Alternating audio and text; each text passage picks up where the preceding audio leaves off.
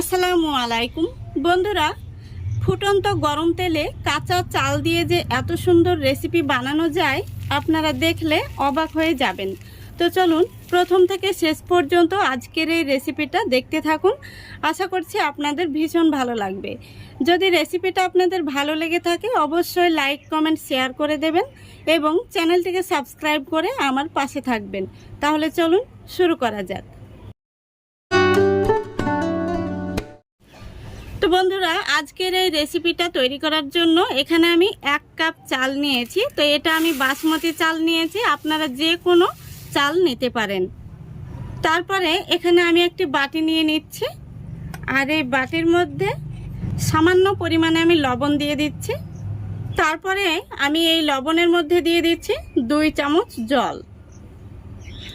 এই জলটাকে আমি খুব ভালো করে এই লবণের সঙ্গে গুলে নিচ্ছি। দেখুন লবণটা কিন্তু গলে গেছে। এখন আমি এই লবণ জলটা দিয়ে এই চালগুলোকে খুব সুন্দরভাবে মেখে নেব।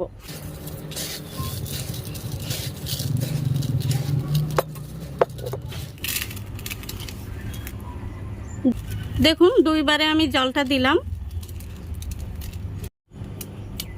দেখুন লবণ জলটা দিয়ে আমি চালগুলোকে খুব ভালো করে মেখে নিয়েছি।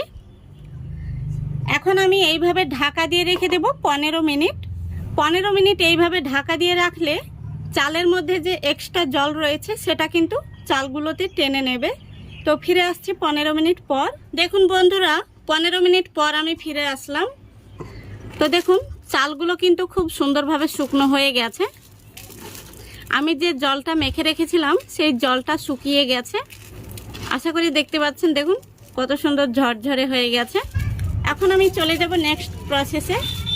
গ্যাসটা অন করে আমি কড়াইতে তেল বসিয়ে দিয়েছি তেলটা গরম হওয়ার জন্য।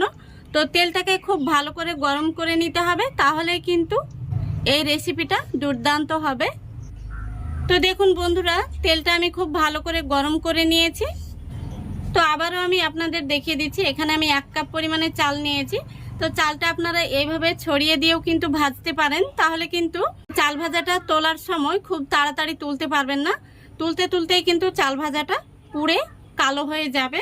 সেই জন্য এখানে আমি একটি স্ট্যানার নিয়েছি। দেখুন এই যে স্ট্যানারটা আমি এইভাবে তেলের মধ্যে দিয়ে দিলাম। তারপরে এখন আমি এই স্ট্যানারের মধ্যে অল্প অল্প চাল দিয়ে দেব। তারপরে দেখুন চালটা কত সুন্দর ভাজা হয়ে যাবে। বন্ধুরা, এইভাবে ভাজলে কিন্তু চালগুলো খুব সুন্দরভাবে ভাজা হবে, আর ভাজা হওয়ার সঙ্গে সঙ্গে কিন্তু আপনারা এইভাবে তুলে নিতে পারবেন। তো এইভাবে স্ট্যানারের মাধ্যমে চাল ভাজাটা বানালে খুব সুন্দর হবে, আর একটুও কিন্তু পুড়ে যাবে না। এইভাবে আপনারা তাড়াতাড়ি তুলে নিতে পারবেন। দেখুন কত সুন্দর হয়েছে। এখন আমি এই চাল ভাজাটাকে একটি টিস্যু পেপারের উপরে নিয়ে নেব।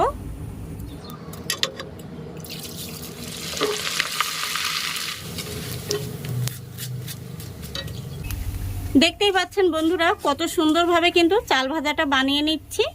তো এইভাবে আমি সবগুলো চাল ভেজে নেব।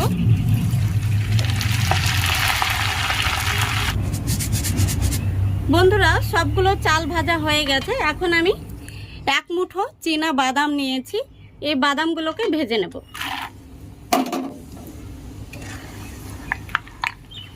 এইভাবে অনবরত নাড়তে হবে। যখনই বাদামগুলো ফেটে ফেটে যাবে তখনই বুঝে নিতে হবে বাদামগুলো ভাজা হয়ে গেছে। দেখুন বাদামগুলো কিন্তু ফেটে ফেটে গেছে, তার মানে বাদামগুলো ভাজা হয়ে গেছে। এই দেখুন। এবার আমি দিয়ে দিচ্ছি 2টো শুকনো লঙ্কা। লঙ্কা দুটোকেও আমি খুব ভালো করে ভেজে নিচ্ছি। দেখুন লঙ্কা দুটো ভাজা হয়ে গেছে। এখন আমি তেল থেকে তুলে নিচ্ছি। এবার আমি এখানে নিয়েছি 2টো কারি পাতা। কারি পাতাগুলো আমি জল দিয়ে খুব ভালো করে ধুয়ে জলটা ঝরিয়ে নিয়েছি। এখন আমি ডান্ডা থেকে পাতাগুলো ছাড়িয়ে এইভাবে ভেজে নিচ্ছি। কারি পাতাগুলো ভাজার সময় খুবই সাবধানে ভেজে নিতে হবে। এই পাতাগুলো ভাজার সময় কিন্তু তেল ছুটে, তেল ছোটাতে কিন্তু পুড়ে যেতে পারেন। দেখুন বন্ধুরা, চাল ভাজাগুলো কতটা মুচমুচে হয়েছে।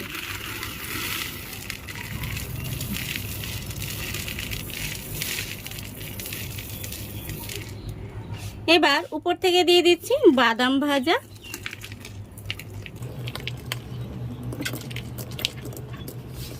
তারপরে দিয়ে দিচ্ছি শুকনো লঙ্কা ভাজা, এবার দিয়ে দিচ্ছি কারি পাতা। দেখুন বন্ধুরা, ঝটপট কত সহজেই বাড়িতে পারফেক্ট চাল ভাজা তৈরি হয়ে গেল। এইভাবে বাড়িতে বানিয়ে নিলে দোকান থেকে কিন্তু কিনে খাওয়ার কোনো প্রয়োজন পড়বে না, আর দোকানের চাইতে অনেক গুণ টেস্টি হবে এবং হেলদি হবে। তো আশা করছি আজকের এই রেসিপিটা আপনাদের ভালো লেগেছে। ভালো লাগলে অবশ্যই লাইক, কমেন্ট, শেয়ার করে দেবেন এবং চ্যানেলটিকে সাবস্ক্রাইব করে অল নোটিফিকেশানটি অন করে সঙ্গে থাকবেন। আজকের মতো এখানেই বিদায় নিচ্ছি। সবাই ভালো থাকবেন, সুস্থ থাকবেন। খোদা হাফেজ।